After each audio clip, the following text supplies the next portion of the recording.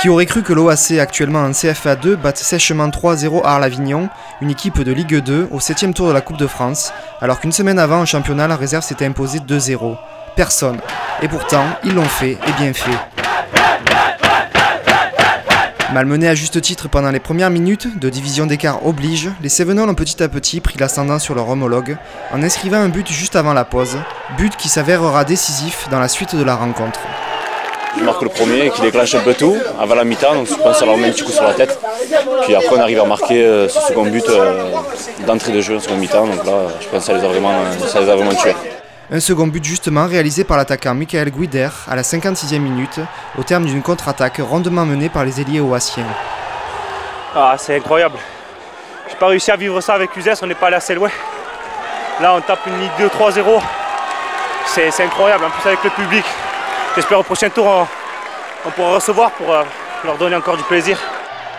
Évesque enfonçait le clou à la 68e, ne laissant plus aucune chance aux joueurs de Ligue 2, sur les nerfs, après l'expulsion de Delclos quelques minutes auparavant. Pibaro pouvait alors scander le traditionnel, et 1, et 2.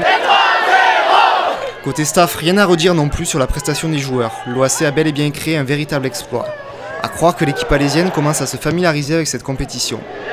Même si on était confiant en nos chances de réaliser un exploit, parce que c'est quand même un exploit de battre un club de Ligue 2, qui en plus c'est pas un club qui s'écroule, c'est un club qui joue milieu de tableau en Ligue 2.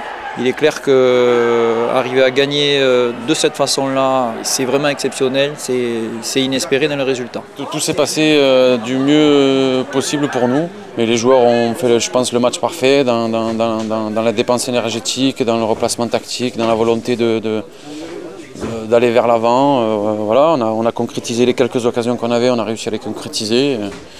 On ne peut pas rêver mieux ce soir de toute façon. Le président d'Arles-Avignon, reconnaissant la performance de leur adversaire du soir, a même eu l'élégance de donner la prime de victoire aux joueurs de l'OAC.